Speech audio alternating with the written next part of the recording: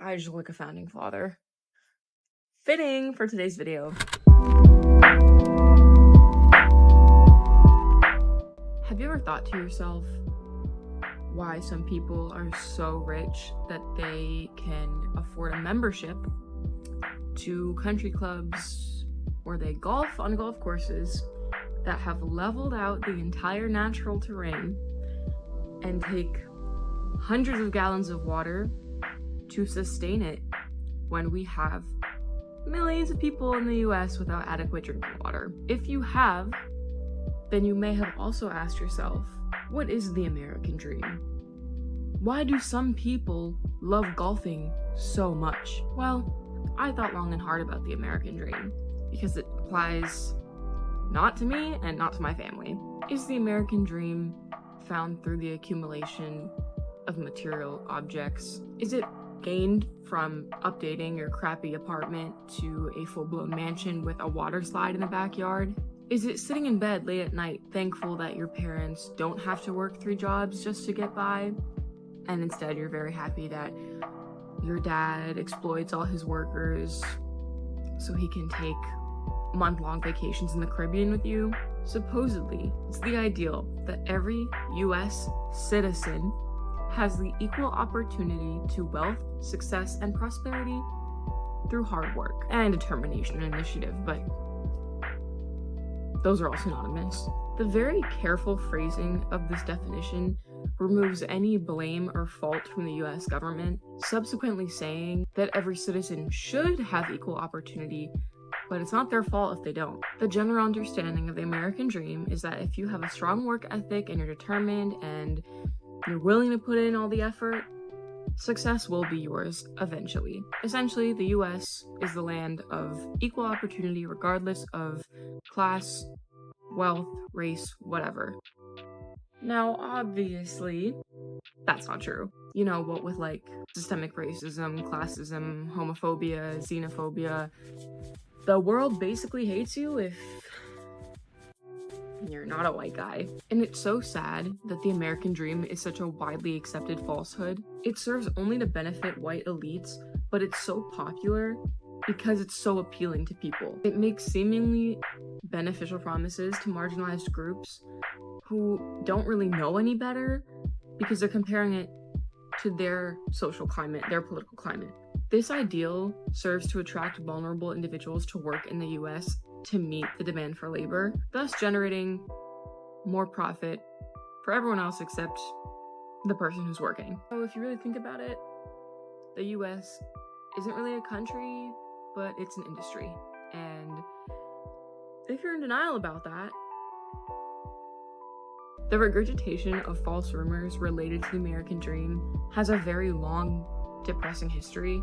And I'm not exactly talking about the term being coined during the Great Depression. The idea that America was not a land promising preferential treatment, but rather equal success, is what I believe Benjamin Franklin was trying to say in his work titled Information to Those Who Would Remove to America. So if you couldn't already tell, I view the American dream as an empty promise suited to market America as a land of opportunity, reaffirming my belief that America acts more as a corporation than it does an actual unified country. In its most simple terms, because trust, it's very nuanced, labor is like the only way to wealth in the society that we live in. We live in a society, and those who believe in or desire to cheat this system are exploitative elites. And in his work, Ben Franklin was basically just spewing a bunch of stuff, talking about how if you're not ready to work hard, don't come here, which was supposed to be, I think, in his mind, a deterrent for those who just want to exploit. But looking back, does not come across that way. His belief in that is pretty emphasized when he says, multitudes of poor people from England, Ireland, Scotland, and Germany have by this means in a few years become wealthy farmers who in their own countries where all the lands are fully occupied and the wages of labor low could never have emerged from the mean condition wherein they were born. Did you notice the countries he was talking about? At the time of his publication, Black Americans, regardless of status, were barred from land ownership and could not become homesteaders. Although culturally normalized during this time period, I would argue that a founding father writing that inherently disproves the validity of the American dream. This directly conflicts with the morals of the American dream, thus proving its inherent bias. Franklin lists countries of white majorities basically come in. Anyway, Franklin lists countries of white majorities pretty much just perpetuating the idea that if you're white and presumably wealthy given the costs of migration, then you'll be guaranteed success. I would also like to emphasize that the land that Americans began to cultivate and migrate to previously belonged to indigenous communities that lived there, further proving the point that the American dream is not applicable to everyone, not even the rightful inhabitants of the country. Further exploration of this idea requires an analysis of Bartolome de las Casas and the contemporary view that he was a friend of the natives, or that he essentially was an activist, an ally to the indigenous groups that the Spanish crown was exploiting. In a brief account of the destruction of the Indies, de las Casas chronicles the atrocities committed by the Spanish crown against the natives, and he provides a comprehensive description of the enslavement and mass killings that occurred in the Caribbean and Central America by the Spanish. Condemning the actions of his fellow Spaniards, de las Casas argues and advocates for the humane treatment of indigenous groups. His sentiment resulted in another series of writings where he wrote a letter directly addressed to the Spanish crown, in which he implored for the morally just treatment of indigenous groups. His campaign quickly spread around Europe, obviously to only those who could read, and he did end up sparking a necessity for the humanitarian treatment of indigenous groups in the Americas. Although good-intentioned, thorough analysis of his letters to the king, as well as his original document describing what was going on in the Americas, reveals his white savior complex, which did nothing but perpetuate the infantilization of indigenous people. And this is evident when he writes, "The Spaniards first assaulted the innocent sheep, so qualified by the Almighty." Despite this, though, de las Casas was able to recognize the exploitative nature of Spanish royalty and the Spanish crown, and he did recognize the native right to self-govern and exist as separate entities from colonial crowns. His belief called for a more ethical approach to socioeconomic gain, and he fundamentally challenged the overall capital nature of such imperial regimes, confirming the imperialist intent of European entities. During the Spanish colonial period, exploration and expansion were the top priorities of both the crown and Spanish settlers by any means necessary.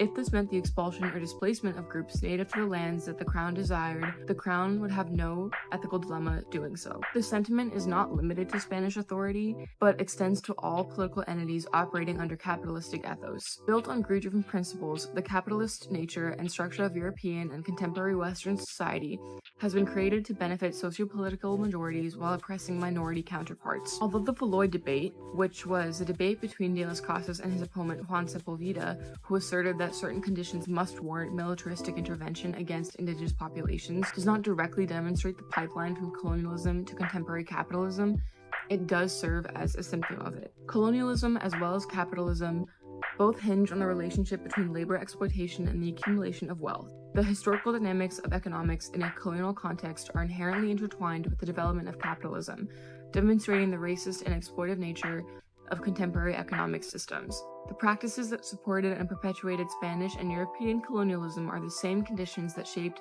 the transition to international capitalistic systems.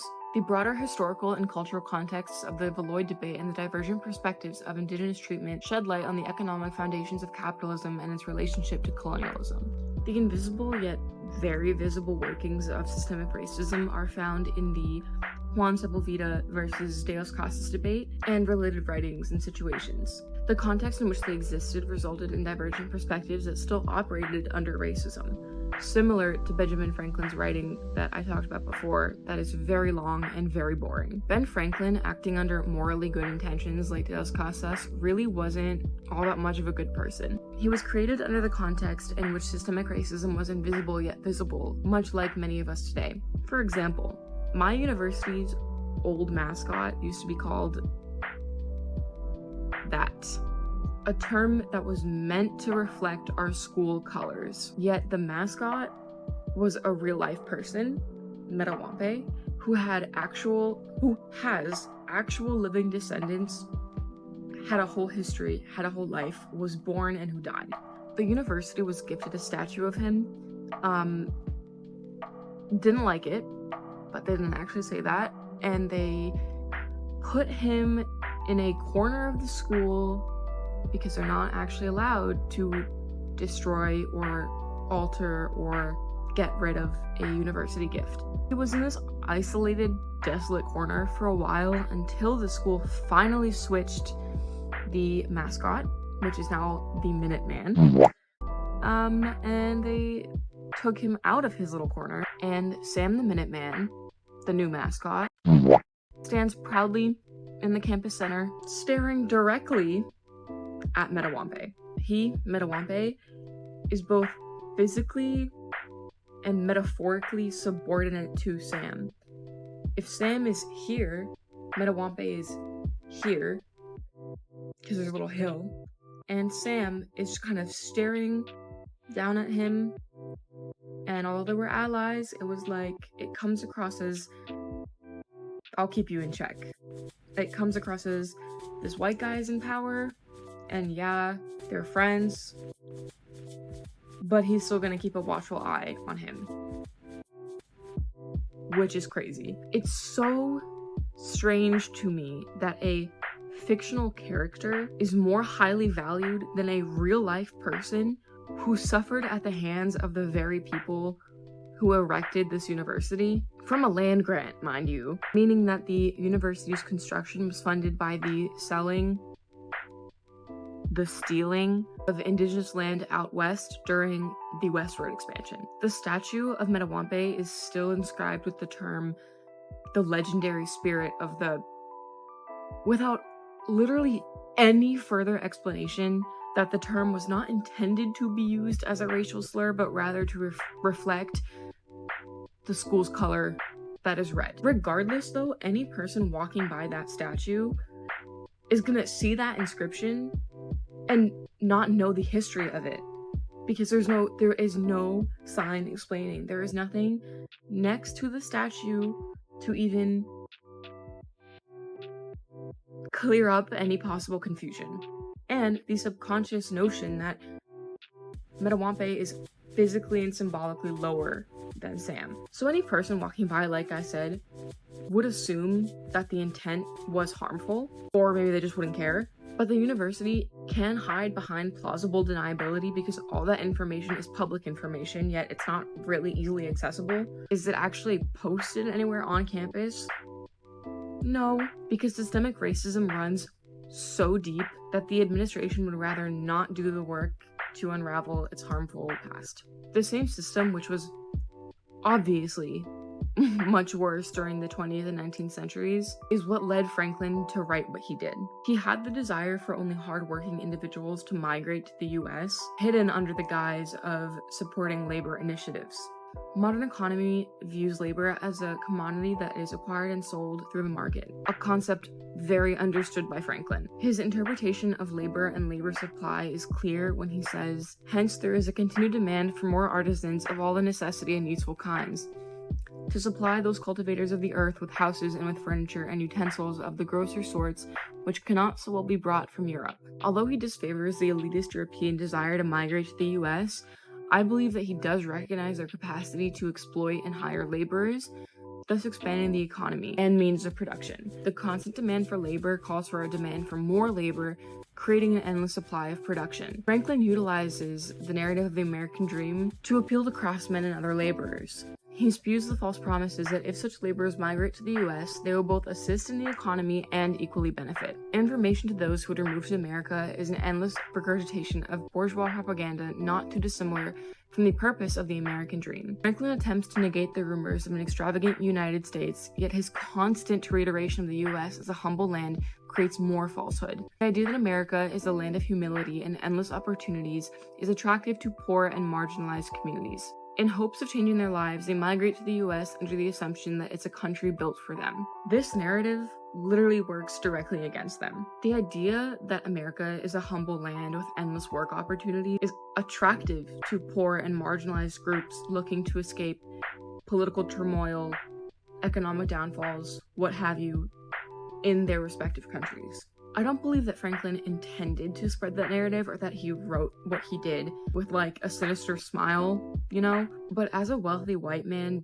during a century in a country that was built by people like him, for people like him, he did inherently follow it. The justifications that all three individuals I've talked about so far used for their actions have been pretty similar, given they were all created under pretty similar circumstances, with justifications including cultural and religious inferiority, barbarism, and protection against innocent lives in relation to ritualistic practices. Sepulveda contends that Spanish intervention, which was basically just the mass extermination of indigenous people, was necessary to establish just rule during colonial expansion. Utilizing Aristotelian philosophy, Sepulveda's motives were a picture-perfect reflection of capitalist ideologies.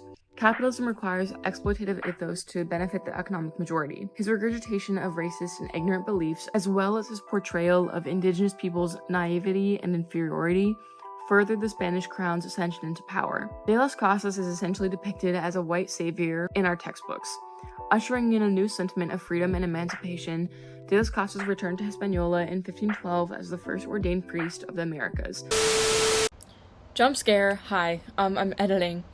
Forgot to mention, if you didn't know, De las Casas went on Columbus's third voyage with him, and he was initially there to, do what colonizers do, colonize, take land, make a little plantation for himself, and sell stuff back in Spain. Then he ended up being like, oh, probably shouldn't kill people for this, because he witnessed it firsthand, and then was like, I'm gonna become a priest. Went back to Spain or Italy or something, became a priest. Went back to Hispaniola, and now we love him. So, yeah. Subsequently denouncing the Spanish conquest and exploitation of indigenous peoples, land, and resources. His belief that the indigenous peoples were in fact people directly comes from his newfound interest in the priesthood. Religion played a factor in both these figures' views of the rights, or lack thereof, of indigenous peoples. So basically, what I've said so far is that these three white dudes, they were all created under a colonial context. Ben Franklin, throughout the American Revolution and beforehand and after, opposed colonial expansion. He opposed a monarchy. He opposed rights being taken away from you. Yet, since he was created under a context where this was normalized, they just kind of relabeled certain things that pretty much function the same way and then made the Constitution. And now America sucks. Right. My pronouns are USA. It's like none of the actual bad parts of colonialism were addressed, and instead it was just molded so it would just keep benefiting people. Certain people. And although Ben Franklin, Washington, all those white guys with wigs, they were considered freedom fighters, they were considered, they are considered now, like I said in the beginning of the video, that I looked like a founding father.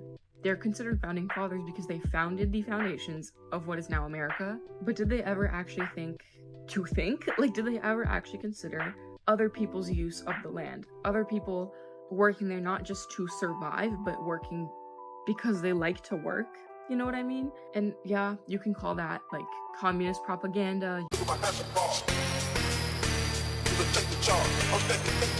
You can say that, I belong in a commune, but I'm not saying that De las Casas and Franklin were supposed to be these very progressive, forward-thinking, contemporary people of their times, and Sepulveda was supposed to be, evil. I'm saying that they were all not good people. And I think that instead of idolizing white guys for doing the bare minimum and even less than that, we should consider how they were created under their certain contexts and how that affected everything now, like the butterfly effect. And the American dream, like I said, wasn't even a term at either of these time periods, but its roots were still ingrained in their respective cases. And I think that in the case of De Las Casas, I just kind of see him as a performative activist, as a liberal. You know, I see him as someone who was just like, you know what, maybe we should kill people. And now we're like, yay, like, he's so cool. Nah, like, not really. And I think that his infantilization of indigenous groups in the Americas was just another form of racism. It was just another form of like, oh, like, you know, they don't really know any better, and like, we shouldn't be the ones to judge them. Like, we shouldn't be the ones to kill them. Like, just kind of leave them alone. You know, they're fine. They're innocent over there. They're not doing anything bad. Like, you are ignoring the complexities of a civilization. And violence does not have to be evil, and evil does not have to be violent. So in conclusion, these three men were evil. And I stand by that. Sepulveda, horrible man, didn't really hide under a guise of anything. He was influenced by religion in a different way than De Las Casas was, but he let religion influence the way that he thought, because religion was godliness, and Spanish rule was equivalent to godliness, right? So his pipeline of thinking was very much linear, whereas De Las Casas, I feel like because it was so different, his behavior was so different from what we expect from colonists at that time, we don't want to see it as linear. We don't want to see it as easily explainable. We just want to see it as, oh, he was such a good person for that time. Like, no words can explain what good of a person he was. He was not a saint, right? Like, he was a priest who did spread religion at the end of the day anyway, if that's the thing that you care about, and not everything else I had already said. And Franklin, I think he's the same as De Las Casas. I think that he hid under a guise of freedom and of supporting labor initiatives. But in the end, he pretty much understood that labor is necessary, and America is now going to be the land of enticing labor opportunities, knowing pretty damn well that not everyone that came to America could actually work or have equal opportunity to work. So yeah, those are my thoughts on the American dream and its roots very much pre-westward expansion. I think that it still affects a lot of people today. You know, it did affect my family. That's why I'm making this video in my college dorm right now. And I am very thankful for the opportunities I've gotten because of my family's belief in the American dream. But then since living here, it is so apparent every waking moment of the day that I am not like everyone else whose parents have already lived here, whose parents could accumulate generational wealth. I am not like the people who can go golfing, right? Or have like a vacation house, right? I am not like those people, and I probably never will be. And sometimes it is super depressing as a first-gen college student who can't even afford to be at a state school. But I think that, you know, I don't want this video to come across as like immigrants are very susceptible to the American dream, like they can't think for themselves, because that is not what I'm saying. I'm saying that if you're coming from a place of such horrible conditions, whether or not it's political or social or economic, whatever, like anything is better, right? And so I am glad that my parents came here, that my family came here, because it probably is a lot better than it would have been back in Brazil. Right there.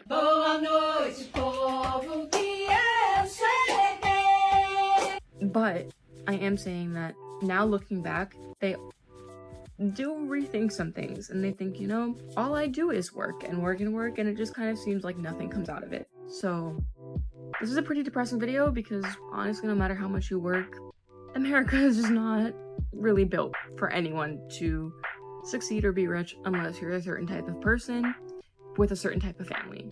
My pronoun. And that's the truth of it. So yeah, thank you for watching.